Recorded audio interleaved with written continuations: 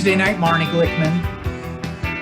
We're in our respective normal spots for KHOP88. How are you? I'm awesome. We had many power outages in the Bay Area to prevent wildfires. Yeah. And I was kind of excited for another one.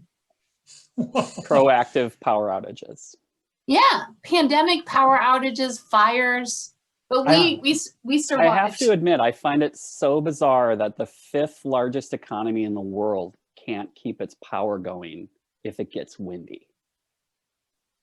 Do you find that weird? I do. So of course we should introduce our guest here. Yes, definitely. He's our first repeat guest, I think. He was a substitute guest co-host. Right. Of course. I backed up Marnie when Jason was playing hooky. Right. Doug Robertson is with us. Hello. Joining us from Bend, Oregon. Mm-hmm. Correct, Bend, the high desert, right? Isn't that what they call it? Yep. Yeah. Central Oregon, the high desert. And the attributes of a high desert are that you get sweet snow to snowboard in, yeah? Well, we're in the rain shadow and we get 300 days of sun a year. Oh. So, and it's like juniper forest and sagebrush and lodgepole pine. And so all the weather comes off the mountains, dumps it on the mountain. All the weather comes off the ocean, dumps it on the mountains, and then we get sunshine. That sounds great. And you've been there for how long? 20 years. And I lived here after college. Okay. For a little while. Okay. And but I started coming over here in college in '88. Why? Okay. Rock climbing. Tell us. Yeah, so you're at University of Oregon in Eugene, which is over the mountains. 2.5 hours. And then why did you go to Bend? Just for outdoor activities. Like I was an obsessive rock climber for a lot of my 20s. And Smith Rock is about a half an hour north of Bend, and it's a world-class rock climbing site, and it has been since the 80s. So kind of dangerous rock climbing, right? Yeah, kind of. I mean, I don't know. So is walking across the street. Right. I was more into kind of the athleticism and the movement of it than the gear. Okay, I have to ask you, did you guys see the documentary Free Solo? Yeah, horrifying. That guy's insane. Horrifying. Okay, yeah, I'm going to go to Facebook because Ramon's looking for Mel. Really good. You'll have to report all the things. So okay, keep talking. Okay, so Doug, do you miss the Midwest? I mean, you went west and you stayed out there. Do you ever get back? Do you miss it? Well, I was living in Minneapolis in 96, 97. Okay. I was back for a stint for about 1.5 years, but not really. I mean, I was back there about 1.5 years ago visiting family, and I did not feel connected at all. Can you put your finger on the difference or the reason why the city's changed so much? And I just like the West Coast. I think if I was going to go live in a city right now, it would be either, Los Angeles for the art scene, but otherwise Portland would be the preferred place, or Seattle. So yeah. Do you really live in LA? For the art scene. I mean, really? it's one of the world-class centers for art and for access to the art sales market, and it has an unbelievably vibrant art scene. So all different kinds of art. I mean, it's there, and New York and Miami are kind of the premier places. So well, the Peanut Gallery is chiming in. Chad Alt says boo. Yeah, boo. Right. We'll figure this out. It's Mark Zuckerberg's fault. I'm yes. Yeah.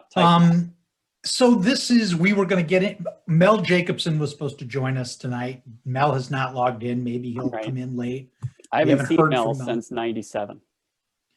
When I mean, you studied art in college. When was it that you thought because I know even somewhat serious artists who would say to you, well, you can't do art as a job. When did you decide that you were going to be a professional artist? Right when I got to college. Okay. Pretty much. Yeah. I mean, but I didn't know how I was going to do it. But you just keep making work but I think the key to it is to have a completely delusional opinion of your art. Okay. Like this new body of work is just going to go. People are going to love it. And, and then after you get past it, you're like, wow, that was really, that was crap. But this new work I'm doing now is really good, so. Yeah. Yeah. And in college, I majored in ceramics. And then I mostly did ceramic tile murals for 25 years. And then about a decade ago, I changed to painting exclusively. So. And how did you decide to change to painting? Does it just come to you in some creative dream? Well, I was kind of fell through the cracks as far as how to market the work. And and it was heavy and it was a really long process. And I didn't like that. Because the type of ceramics and tile murals, I was doing these hand made tiles that I would carve into, and they'd be, they'd be 1.5 inches, 2 inches thick, and you'd have to let them dry for like 3 to 4 weeks before you could fire it. And then when you mounted them, a moderately good sized piece weighed like 140 pounds, and that's hard to transport and ship. And a lot of galleries, they like the work, but they, if they don't know how to sell it, they're not going to try to sell it. And then I got inspired online by some international artists. And for me, it was always about the drawings more than the medium. And so I decided, through seeing some of these different artists that were doing different things, in particular, like Christian Guemy in Paris, who's sort of the French Banksy, and his processes. And I was like, I want to do that. And so I learned how to transition my drawings into stencils and into paint. And I have a dorky question. Do you make your own stencils? Yeah, I hand draw and hand cut with an X-Acto knife and a cutting board. And the stencils can take anywhere from, half a day to 4 days to cut out, depending on how big they are and how detailed they are. Like a 3x4 portrait stencil that I would do, that's going to be the basis of a painting. Like the newer series that I've done that are 3 feet by 4 feet, they take 4 days to cut out. So. In wood or plastic? No, I cut them out in watercolor paper. It's 130-pound paper. So it's watercolor paper. And then that paper holds up really well to being sprayed because it's a watercolor paper. So that's what I cut all my stencils out of. And then it's thick enough where it's got some rigidity to it.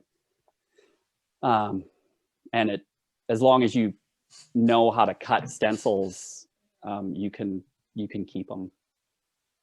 So. Okay, I want to pause because the peanut gallery is going crazy upset.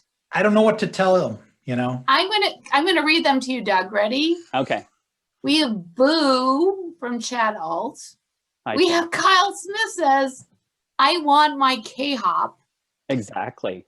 Ramon Arena writes, laugh out loud. Good to know at least am not a total goof using computers. Be well, hugs. Nice. Chris Camp Glazer says, bummer. Yeah, I was bummed last week. I was like ready to go, and I was like, I guess that must not be happening.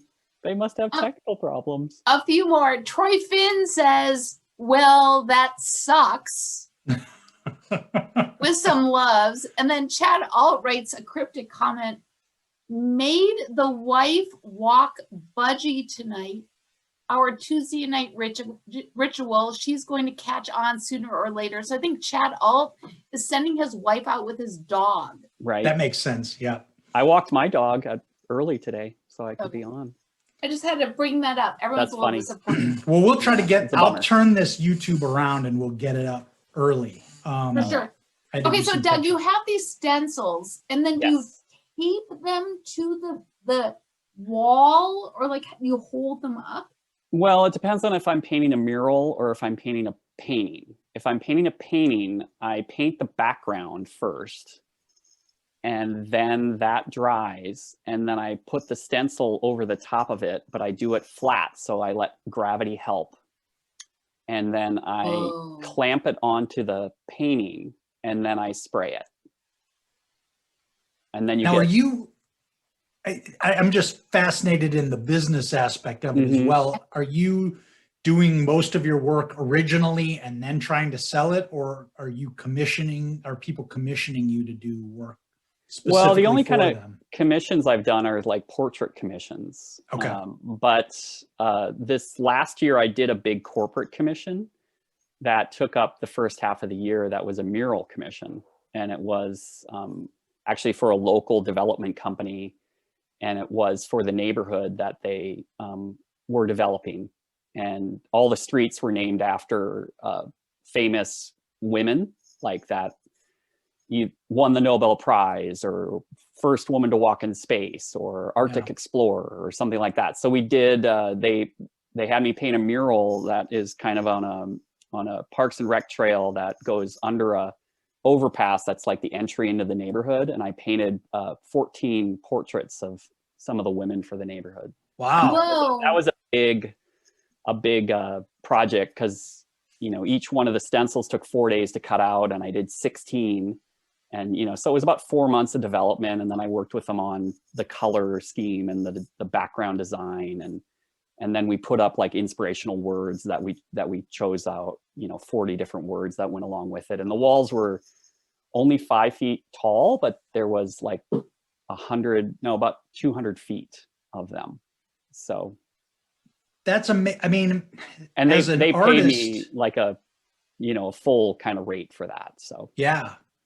So as an artist, though, now realizing that your work is, when it's in an area like that, that's a different level of sort of prominence and visibility. Right. And painting something that someone's going to hang in their house, obviously. Right. But I've done 4 large murals in Bend. Yeah. In the last.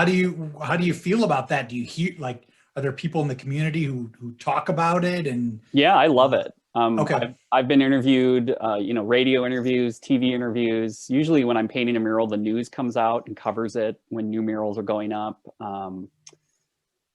There's been newspaper articles that were about, you know, the murals I was painting, and about the nonprofit that we started, the public art nonprofit. And yeah, it's really fun. I love it.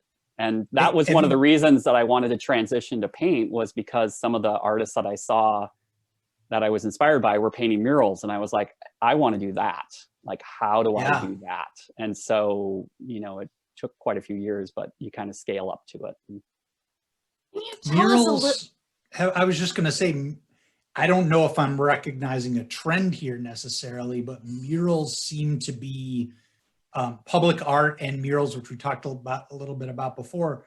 I don't know if they're more widely embraced, or if they're coming back, or if they came back. But we didn't hear about these big projects for a long time, and now we're hearing about them more, it seems like. Right.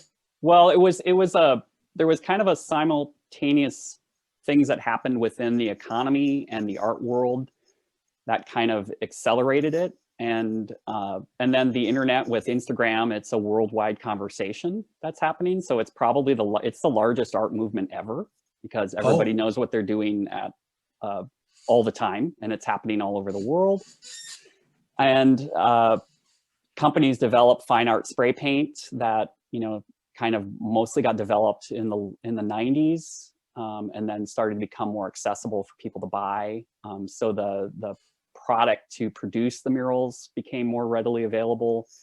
The economic crash in '08 really affected the middle market of the art world. And so there were still a lot of artists, or more artists than ever, that wanted their work to be seen. So they started pushing it into the streets, is really kind of how it developed. And then there's proven studies around how public mural art is actually, you know, an economic driver. And it also reduces vandalism and graffiti and unwanted tagging and stuff. So it's sort of a win-win for the community, and it's a great redevelopment tool for communities as well. And that can be good and bad, because the artists come in, make it cool, and then it kind of gets gentrified, and the developers come in and redo the place, and then the artist can't afford to live there. So Yeah. and you've seen that happen all over the place as well. So Doug, let me take a step back, and this is super interesting to me. So would you say mural creation is expanding in the United States, or is it like very a local, is there local No, variation? it's definitely taken off. I mean, there's major multimedia mural arts festivals now all over the country. And, you know, 5 to 8 years ago, there was just a handful.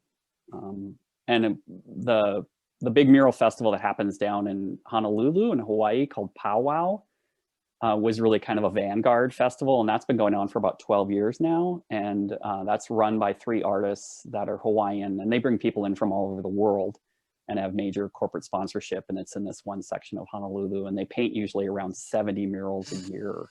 Wow. And then In Honolulu? Yeah, well, it's in this one section, and they black out the murals from the year before and paint new ones. It's Whoa. Yeah, they kind of redo it every single year and keep it fresh and exciting, and I think it's awesome. And then Have you been? No, I haven't been, and that's one of the reasons we started a nonprofit to paint murals here, is because I couldn't go to all these festivals. And So- what is the name of your nonprofit? It's the High Desert Mural Festival, and we do public art production with local artists currently, and we paint large scale mural art. We pay for all the production costs of it, and we are, you know, grant funded, private funding, some corporate sponsorship, and then we also do mural art education outreach and in the high schools and the elementary schools and the Ben Lapine schools. So currently we work with about 4 schools right now. So, but a lot of it's on hold because of COVID. So Yeah. The temporary nature of some aspects of mural art really fascinates me. They had the in Madison, following a lot of the protests that came after George Floyd was killed. You know, they boarded up businesses, and then they called in, you know, the public art people sort of called in artists and kids. I mean, you know, established artists, but also, you know, school kids and just people in the community, and said, there's a canvas basically waiting for you. right. Let us know if you're interested. We'll team you up with a business and you can paint.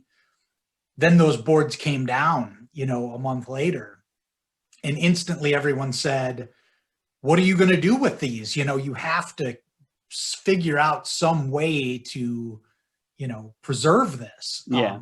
Which turned into a whole other thing. Yeah.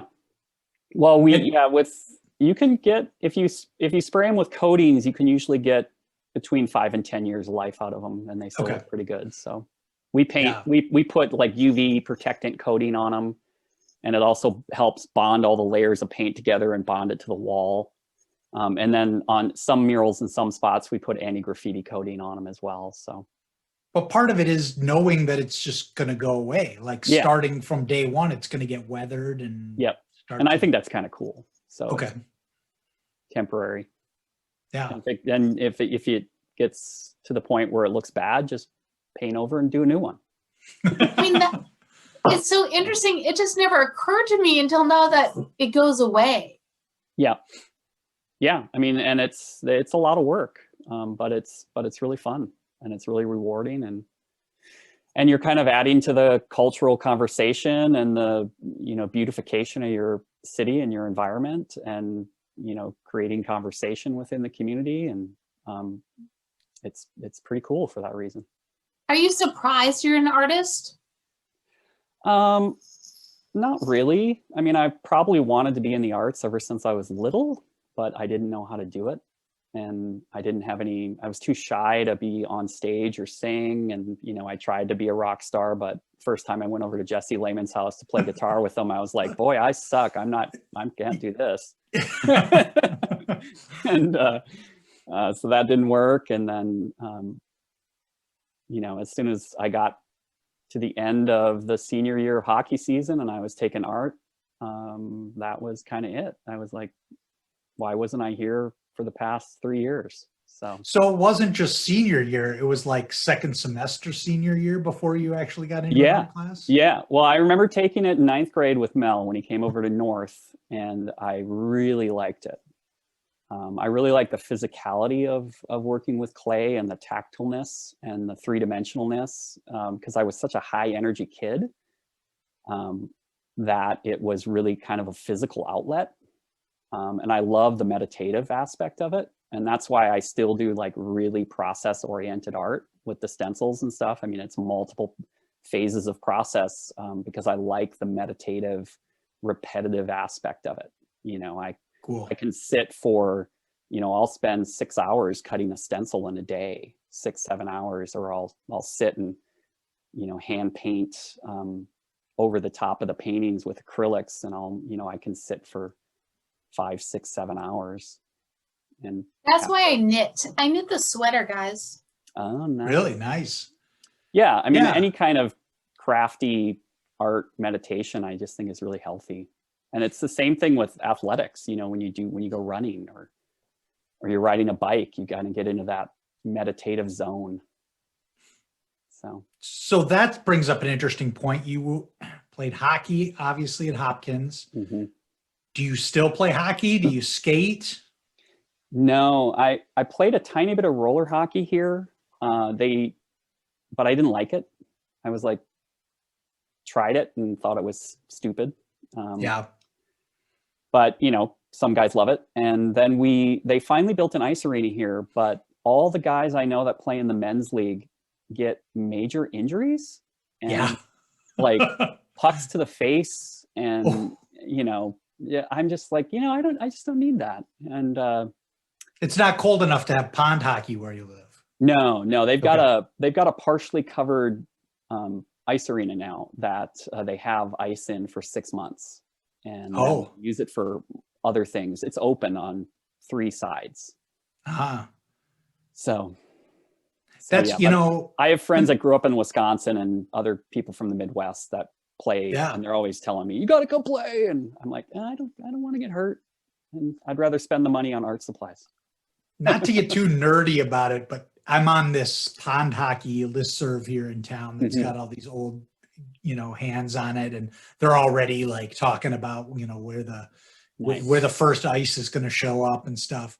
But I saw that, and there's some people from our class who now live in Edina, and I've seen, you know, their kids play hockey, and there's this facility now that they have at Braemar called Braemar Backyard, and it's an open air arena with a roof on it and seats and, you know, a score. It's in Edina, right? So it's really nice. Yeah. But I was like, that is really cool. Like, you know, that's kind of like, what we have here. When we, you know, so you moved to Hopkins relatively late in school, but certainly you grew up playing hockey outside in Minnesota. Yeah, all the time. All the time on outdoor rinks, freezing cold back in the 1970s. Right. And, but my family was from Hopkins. We moved back. Okay. Because my mom and dad both graduated from Hopkins High in 1950. No. They were the first class out of what became Eisenhower. What year? 1956. And did they go to high school together? Yes, but then they didn't date until they were in their mid-20s. Wait, are you our first Hopkins High School baby?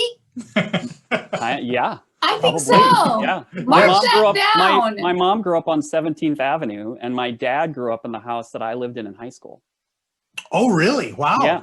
We bought it Interlochen Park, right? Yep. We bought it from my grandfather. And wow. My mom's dad was the chief of police in Hopkins back in the 40s and 50s. He was a Hopkins cop for 25 years. Wow. Yeah. There must have been great stories about catching cruisers and stuff. Oh, there's hilarious. Like my mom, she's a twin, and they used to get driven to school by him in the cop car until they told him he couldn't do that anymore. And when he started on the force, there was one cop car, and there were 2 cops, and they shared it between the day shift and the night shift. My God. Yeah. I didn't know this. Okay. I have to get sentimental now since we were. Right. So were you guys, like, I remember hanging out with us together as a group, right? In your basement. Yes. Well, in many, yes. But like, what, And so Doug, we went to junior high together. I don't remember you in junior high. Well, I was just there remember for me? ninth grade, Okay. and I was the new kid, awkward. And then do you remember Lived the first across time the you street met from Jason? Pasolini. It was probably in 10th grade. Probably. Must have been. We Yeah. went to West, and Yep. yeah, I'm sure it was just 10th grade. I just remember like the whole crew of Case and Bob Gollum and Hagree and Tony Cobb and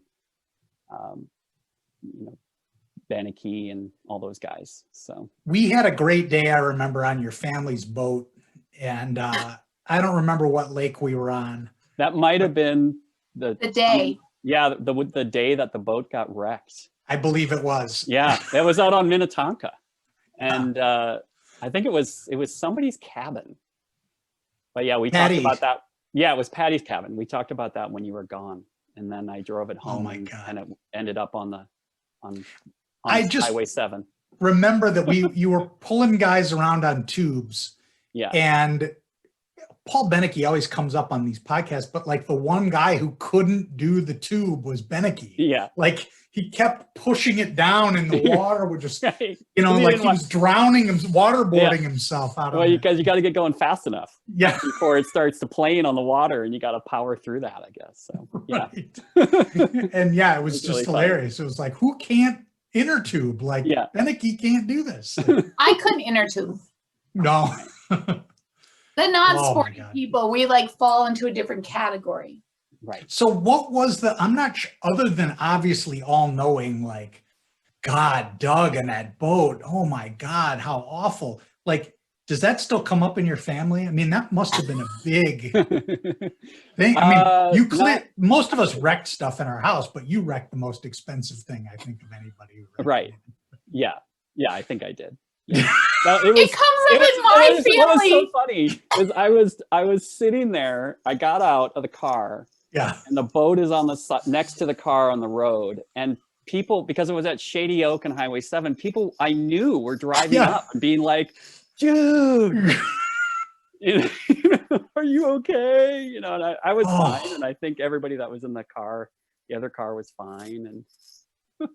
My children know about this story. You missed this. I mean, they really do. I'm like, if you're going to have an accident, just make sure no one's injured, like Doug in his boat. Right. I bet I tell that story, Doug, a good one. Every time I'm on a boat, like because, the joke in Wisconsin is like, it's good to have a boat. It's better to have a friend with a boat. And so whenever I'm lucky enough to get invited out onto a boat, I tell the story about your boat. Yeah. Yeah. It was a good one. Yeah, I got home and just told my dad. We're thinking about memories. Wrecked. You have a favorite teacher? I know we talked about, is Mel the person you remember the most? Well, he definitely had the biggest influence on me.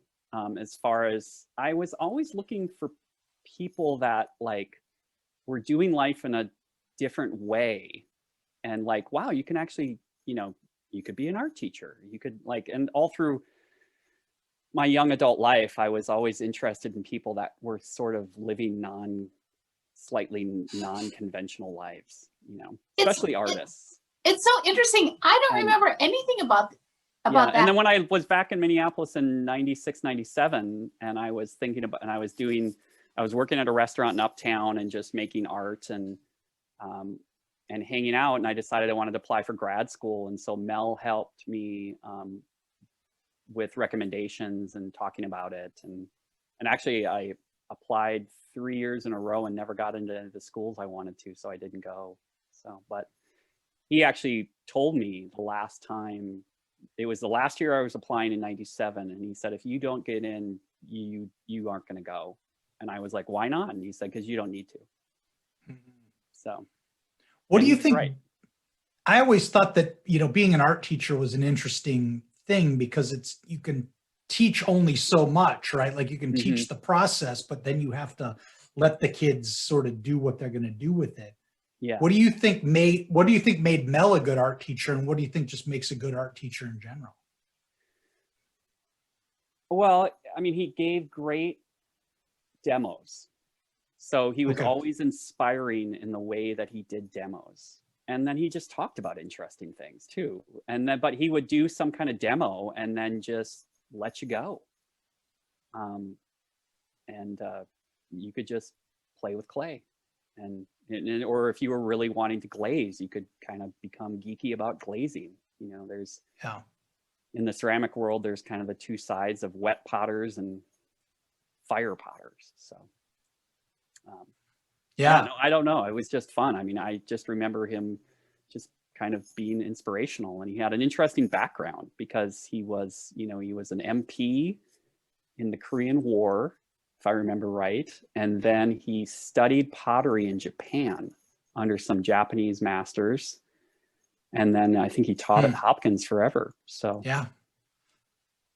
And then he's also an incredible abstract painter. Oh, really? Yeah. Because he's known for being a potter, obviously. Yeah, but he has, I remember last time I saw him, I mean, he had way more credits than he needed down at the University of Minnesota. Like he could have taught painting at the University of Minnesota or pottery. So he was just, you know, and then he was somebody who I think spoke at NCECA, and he wrote for Ceramics Monthly sometimes. I mean, he's just a kind of a giant in the clay world. So we were talking to Kyle at the very beginning. The thing that just cracks me up about Kyle is that, you know, still the thing that really drew us to Kyle is he produced all these amazing black and white photos. Totally. From when we were in school. Well, and the funny part of that story is that the teacher told him, I'm not sure this is a good use of your time. Yeah. Well, the interesting thing I've told actually student classes that when I've taught high school kids and stuff, I said, the cool thing about high school is that you take all these different kinds of electives, and what they do is they potentially plant seeds of interest. And maybe you don't realize it at the time, but later you're going to come back to it, and you're going to come back to it because you got exposed to it in junior high or high school. You know, so for me, Mel was one of those kind of inspirational people that planted that seed. And then when I got to college, I lived in the art department. All I took was art and philosophy classes, and I had to take prereqs my senior year so I could graduate, you know, so. Or anyways. Okay, I have to ask you my standard question. Is there anything weird you've done in the pandemic? New weird? Weird. Interesting? New hobbies? No, actually our life, well, I mean, our lifestyle, we kind of live on a compound even though we're in Bend, because my wife's work is attached to our house. And then my daughter's school was only 4 blocks away, so she's home all the time. But otherwise, we both worked from home. And so our normal lifestyle, except going on trips on weekends and stuff, didn't really change that much. So I produced a ton of art, probably more than I was expecting to. So, I have a Prince story. Do the Prince. Oh yeah, definitely. I'm ready. Okay, so when I was back in Minneapolis in 96, 97, I was working at Campiello in Uptown with all kinds of cool people. And one of the women I worked with, she was Dutch, and she was a fashion designer, and she was obsessed with Prince. And she moved to Minneapolis to design clothes for Prince, and she ended up doing that. And we would go to dance parties at Paisley Park. What? Yeah. Well, normally I would go out with people I worked with all the time, and normally we'd go to like the gay 90s downtown because they had the best music, and we'd watch the drag show. But sometimes we would go out to Paisley Park because Prince would bring the party to him out there. Yeah. And you get out there at like 11:30, 12 o'clock at night, and you could be out there until 3, 4 in the morning. And he was always there, and it was just packed with people. And okay, now just he was there. Dance party. He was there, and he was Describe, up on his balcony. like, is it like a club? Is it a room? Use some like visual descriptions. Well, now people go to Paisley. You go in the main area, and when you walk in, there was, if I remember my memory, it was 1996, 97. Sure. you would have his recording studio kind of entry area, and then his apartment and kind of private area was upstairs, and there was like a balcony that went across that you would walk under to go back to the sound stage. And the dance party was on the sound stage, and all the socializing was kind of in the recording studio lobby area. And then Prince would point down at women down in the crowd, and his bodyguards would usher people upstairs. No, and sometimes he would come downstairs too, and he'd walk through, and so several times he would be right next to me walking, because it's not very big, my memory of it is, but you never touched him because he had I would not. giant bodyguards next to him, and he was Wait, always okay, so he'd point to dressed immaculately, in one of his outfits. And but yeah, he would point down to women, and then they would get to go upstairs. So only women, since we're not that live. I was aware of, and then and what would my you friend be that wearing? I would go to the you just get fun kind of club clothes on. Okay, but wait, we're friends, so would you know you were gonna go, and like, what outfit am I gonna wear? Or you were out like, hey, we got the invite, the nod from Prince. Well, it'd usually be a day or two before. Okay, and she would know that, hey, you want to go out to Paisley this Thursday or Friday or whenever it is, and so you'd bring an outfit for after work, and then you'd change. We had a locker room, and you'd change and then head out there. So, but it would be the same thing that we would wear if we went downtown to the gay 90s. I mean, and they played the best music. So Prince's parties were okay. Yeah, there was a DJ. Yeah. And it was at Paisley, and it was packed. That's really funny that you mentioned the gay 90s, because I remember being back after college. And so this must have been like mid 90s. We were all apparently grown-ups at the time, and it was pretty much our Hopkins crew. And we were at one of those bars down off Hennepin.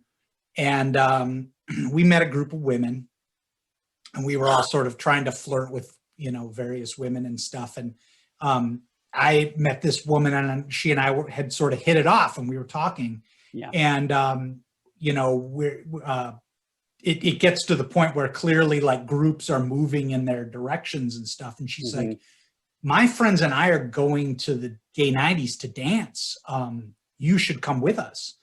And I wasn't the driver. Somebody else was the driver. Yeah. And so then imagine, I had to try to convince, guys like Haugen and Sandom. Yeah.